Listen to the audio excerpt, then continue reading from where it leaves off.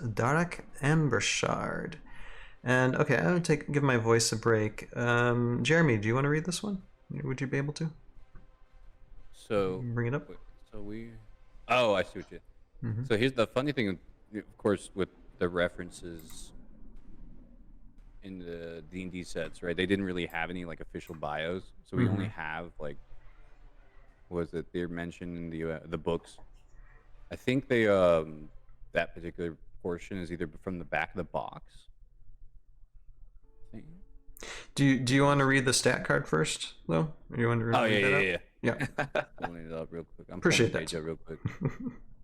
Because I showed up real late. I was just like, hey, I'm just going to jump in the chat. Here it is. There you are. Okay. So we're reading the stats. Yeah, go ahead and go through the stat card if you can, and the special abilities. Another like huge read when it comes to the stat abilities for this card. Yep. I gotcha. So he was summoned by Aquila, and he's a dwarf, unique hero, rogue, tricky, 4 life, move of 5, range of 1, attack of 4, which actually really hurts sometimes. I will say that. I've misjudged Darrak. I'm like, oh hey, he's just chilling there. I don't have to worry about him. And then my opponent activates him and then hits me with that 4, and it does a lot of damage. I'm just mouth drop. Like, wait, crap. Dude's got a sword like Sting. Good stat. Good stat there. And then defensive 2. So he can hit, but taking hits not much. But we got sneak attack 2. If Darrak Ambershard is attacking an opponent's figure that's adjacent to at least one other figure you control, add 2 dice to Darrak Ambershard's attack, which is insane because then that just brings up to 6. And all you have to do is position well and oof. Oh, I'm just like thinking stats. I was like, wait, can't you do that with the axe grinders? Like activate their movement and then, oh man, Makes it really fun. That's crazy. I didn't even think about that. Yeah, I don't have axe grinders, so I never get to really think about how they play well. One day I'll get the axe. With the disarm traps, he also has, when you roll a 20-sided die for a treasure glyph trap with Darrak Ambershard, you may add 4 to your die roll. That move is unique to Dungeons and Dragons scenarios, because if you're playing the Dungeons and Dragons scenarios, they include rules for traps on the treasure glyphs. So that power is interesting because it's in the sense of like that plays for the campaign alone, or like the scenario plays and stuff. So it's probably better in that kind of thing if you're doing dungeon style play. And then they have Hide in Darkness, which is the shadow abilities. If Darrak Ambershard attacked with a normal attack and at least 1 skull is roll the 20-sided die. If Darrak Ambershard is on a dungeon space, add 3 to your die roll. If he is on a shadow space, add 6 to your die roll. If you roll a 1 through 15, roll defense die normally. If you roll a 16 or higher, ignore all damage that would be inflicted by the attack. So it's like the interesting take on like who's the Isamu? I think Isamu does something similar. So it's like their version of it, but it's associated specifically with terrain-based stuff. So you have shadow and jungle space, which works on maps with you that uses it. But like again, I think this character, like he's really cool, but this character is specifically made for the D&D sets. Like you play him, you can find his attack is super effective. His ability with sneak attack is super effective, but the other 2 is, I would say, would more associated with where he came from, which is playing Battle of the Underdark style things and stuff like that. Yeah, the dungeon sets. And I mean, I guess it depends on like if this is dungeon space. That means dungeon terrain, right? Because I know they had that. Yeah, with, the dungeon terrain. Yeah. So I don't know how many like tournament maps have dungeon. I don't know if you could answer that, Mike. There are a few. There's a few. Because I remember seeing some. Shadow is used more than dungeon tiles for sure. Right. Yeah. For those that may not know, it's the gray, the double gray. That's your dungeon tile in Heroscape. Yep, the gray ones, right. Here, hold them up again, Jeremy, real quick, and I'm gonna just. Okay, there you go. There, see, yeah, those things. Yep. That's the coloration you want to look for. You got gray on gray usually. Side tangent, but I hope Renegade finds a way to bring back the dungeon tiles because they look so cool. I love the. They really do look thematic on the map. I love it. Yeah, shadow spaces. Yeah, and I mean, of course, you got your bonding, and it's good to have different dwarven options. Although some might be better than others when it comes to this. And Teamscape is saying Darrak is way too situational to be useful. As mentioned, he was built for the D&D Master. Yeah, exactly. Yeah, it's It's like because when I've seen him play in tournaments, it's like he was just a cheap option. To But work he with, has like, 60 builds and points. stuff. He's That 60. Yeah, you can't miss makes it the 60 consider- points. Right. And that sneak, I'm telling you, that sneak attack. If you don't plan on it, if you just pretend that it's not going to actually hurt you, like you're like, oh, I don't have to worry about it. Somehow the opponent's going to find a way to use it, and then all of a sudden you're defending against 6 attack, and you're like, oh, I should have not done that. Like it's like Darrak. I know I want to. I can't remember which game it is, but I feel like I have lost units to Darrak before just because I completely disregarded him, and then all of a sudden he's swinging up with that, and I'm like, oh hey. So, All right, Mike, what do you think? but yeah, When it comes to He is possibly the best dwarf hero. He is phenomenal. I would say it's between him and Mogrim. It just comes down to your point total, which one you Right. can fit. Sometimes you bring both, but 60 points, you're getting so much value. The 4 attack base is fine. The 6 attack is really nice. I mean, it's a little awkward because what's the life? 4 life. you Not use bad. him you use him before the dwarves, but as long as you've got somebody engaged still, you're going to get it. Side note, there are a lot of other formats like Reverse the Whip where you can pair him with different stuff to get value. So like I've ran him with 1 squad of dwarves, and then you've got other things that are already engaged, and he comes in and swings with 6 dice because it doesn't have to be a dwarf that they're engaged with. I know I gave an army to Nathan that he took to top 8 a couple years ago where I had built it with like Thrakis, because then Thrakis comes in and carries him and engages something, swings at it, and then Darrak can end up swinging at it on your next turn with 6 dice, right? So there's a lot of cool little plays you can make. Or that army also had Brave Arrow, where you could carry up Brave Arrow, then Thrakis would get the buff from Brave Arrow and throw 4 dice, and then now you've got a couple heroes tied up, tying something up, and Darrak can get passive value that way by getting 6 dice. I mean, there's just a lot of cool plays you can make with him in all sorts of situations. The trap ability is fine.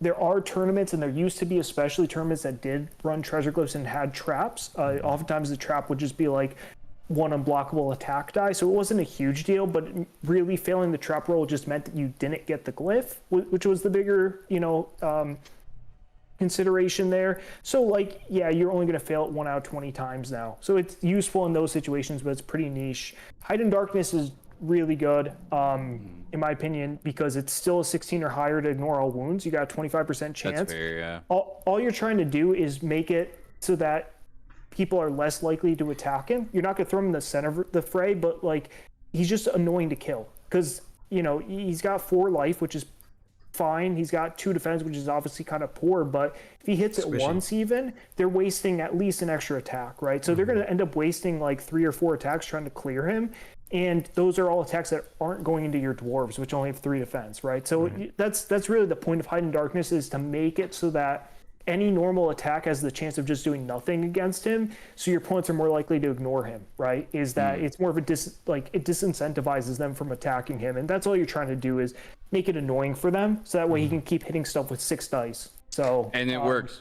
It got me. It works. It does. And I would say I definitely blew him off and killed me.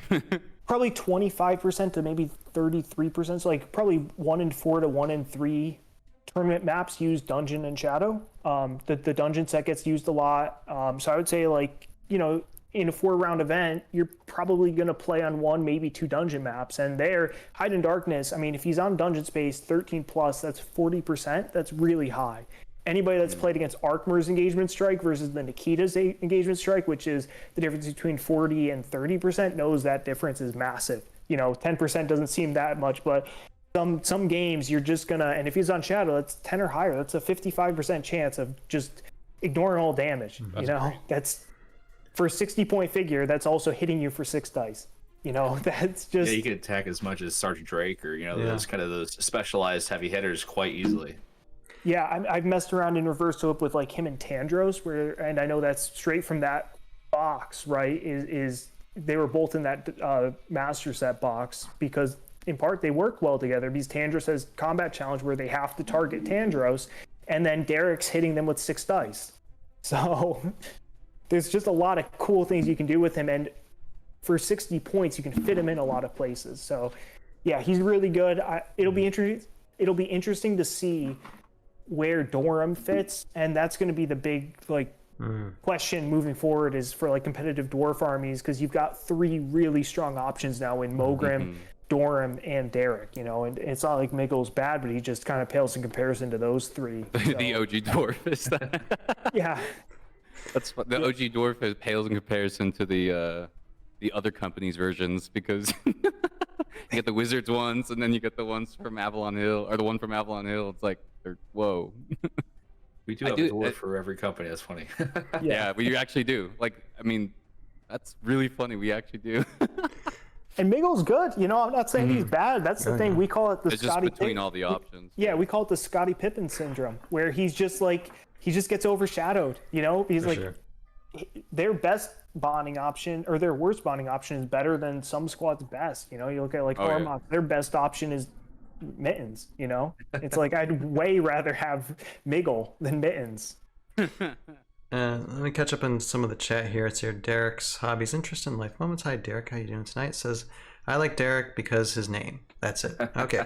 And Justin says, I had a Drow chain fighter in my tournament army and got so excited when I got assigned to a dungeon shadow map. Yeah, it's kind of fun when you can interwoven those D&D elements to your tournament. And Teamski says, I would rather have a squad than Darrak. I mean, and it's important. I mean, especially when it comes to the dwarf squads, you got to have enough in order to make an effective army, for sure. You got to have enough squads, or else no hero is going to make a difference. Yeah. And let's see here, with 2 defense, he is dead in 2 to 3 turns. And Teamski also says, call me a Squadscape fan. That's okay, Teamski. We appreciate the comments. Zelry calls for you. Oh yeah. Ooh, yeah. And I will say, the cool thing about Dorum, real quick, is like I remember the AOA style tournament that went on at ScapeCon, whenever the AOA matchup. Dorum got the 4-0, like out of all the different options that people tested out, and it's like I mean, that's a pretty strong opening for the newest dwarf. You know, being able to win something like that in your first game ever. So it's like, hey. I don't think he's not. Is he coming out in the new set or? Yes. Yeah, he is. Okay, so I haven't checked if I don't think they changed his powers at all, did they? They did not. Nope. Okay, because I know they changed some things, but not everything. One time I was playing with Darrak, just like a casual home match, and he survived like 13 attacks in a row. Like he was being friendly by some Vipers. My sister was hot on the D20, and they kept on. He was like, I had like 3 figures left, and they just kept on targeting him. And he just kept on. He was on a shadow tile, and he just kept on holding him off. You know, so it was like pretty. Between the amount of times the frenzy was rolled and the amount of times I survived all the attacks, it was a fun tourney, fun match. Wow. Well, think of like some of it comes down to point totals too. You know. So like 410 points, would you rather have 4 dwarves, Mogrim and Isamu, or would you rather have 4 dwarves, Dorum and Isamu and Marku, or would you rather have like 5 dwarves and Darrak? And I mean, I don't know the answer. Like I'd probably lean 5 dwarves Darrak there just because I'm getting more guys and I'm still getting a decent bonder. But Dorum, Jeremy's absolutely right. Dorum performed well at ScapeCon. A couple people brought him. I don't remember if Ken also. I don't remember if Ken went 3-1 or 2-2. He went 4 dwarves, Dorum and Savaris. Night of Light did Darrak over Savaris, you know, and even that's an interesting question because you're leaving a lot of points on the table, but Darrak's still Darrak, you know, he's still very, very good. So, yeah, Dorm's going to be really interesting to see how good he is. Because obviously he's good, but again, it's just like, I think it's just going to come down to point totals with the 3 of them, you know, because I think Dorm is 100, right? So I think there are going to be some times where you end up taking him over Mogrim just because of points, and then I think ideally you want to end up probably just bringing both him and Mogrim and Dorum, that is, and I think Darrak might fall a little by the wayside when that happens, but there's still going to be point totals, you know. I mean, so much of Heroscape comes down to point totals, right? Sure. It's like, I can't fit this, you know, so I'm going to build it this other way to fit it. So and for people just getting like into the game and are considering some of these, I mean, obviously like axe grinders, they are financially very expensive armies to start with. I mean, unless you're really into dwarves, because they are worth it. I mean, they are worth getting. Right. They are worth learning and having fun with it. So yeah, I mean, when it comes to that, and I think when it comes to getting like a miniature and card for Darrak, I think probably less expensive than the others, but you would obviously need the others in order to bond well with them. Dwarves are only about $10 a squad. They're not that bad. They're only about $10 a squad on a certain site called Trexy 3D. Oh yeah, Trexy. Oh yeah, with the 3D prints. Yeah, 3D prints. Yeah, are definitely the way. I need to definitely grinder. Otherwise, if you're getting like original axe grinders, good luck. You broke the rest of your life. Good luck at this point. Yeah. Following up on that point, the community has actually made sharpened skins of the dwarves. So I print them out. I'm proud of y'all. And they're easy to paint. They're 3 colors, easy to paint. And honestly, I've almost shipped my dwarves out a couple times because I mistook them for the prints. So it's probably the easiest thing to start painting if you just want to have just something skin tone. So here's a good option here when it comes to getting like these what used to be expensive miniatures. Find a good printer, find a good painter, or print them and paint them yourselves, and get a copy of a card, and boom, for maybe not for like renegade tournaments like we were discussing earlier, but definitely for your community type tournaments, you should be good to go. Now, Jeremy, would you discuss the little bit of lore that we have on them? I know I'll read the character bio here if you want me to. That's it. It says character bio from the back of the box. Darrak sneaks across the battlefield, hiding in the shadows, until he finds the right moment to strike. Using stealth and guile, he catches enemies by surprise and finds the chinks in their armor. And that's pretty much what we're reading. Just a little. That's all we got. That's it. Okay. And then a little. Well, so I will say I do appreciate they took some time to kind of center the setting. Because if you read the scenario guide for Battle of the Underdark, right, the way the scenario goes, like you're sent by the Valkyrie generals into the Underdark because they find the access point. And they're like, okay, we need to figure out what's going on down there. And they send you down there, and then everyone gets like ambushed, and like 2 of them are just they vanish. And so you only get to you start off the campaign with just 1 character, and then you have to like rescue the rest of them. And it's a really cool setup. And so when you're in that room where you're rescuing Darrak, he mentions Avandra, right? He's like, buy Avandra, right? Like that's just some like curse he says. And so you're like, who's that, right? Obviously, now you got to do your D&D lore. You got to look into it. So Avandra is the goddess of freedom in the D&D universe, right? And I'm like, hey, okay, so they did some reading. They looked into their stuff for the character backgrounds, and I appreciate seeing that because it's like D&D is a lot of information. I think they are celebrating 50 years now this year. Yeah, it wouldn't surprise me. Insane of a franchise. But yeah, with that, it's like, oh my gosh, they still, even though it's Heroscape, they still took some time to like make those connections. So when I saw the Avandra mention, I was like, that's pretty cool. But other than that, like the dwarves, dwarves have always been a big part of D&D because their roots are from Tolkien. And so it's like, of course you're going to see dwarves, of course you're going to see elves. Like that's why D&D is D&D, because they built their stuff out of Lord of the Rings. And so all their lore is all unique to that setting. And I would say if you want to learn more about dwarves and Dungeons & Dragons, for the Heroscape specific stuff, 4th edition. Because that's what was out when Heroscape came out. So all the new lore might not really pertain to our game so much as because it's like when this was taking all the D&D stuff, it was during the 4th edition era. So that would have better information for you. I cannot get into it. There's a lot. Yeah. They got books. It's a dwarf is a player character option, so there's a lot to read.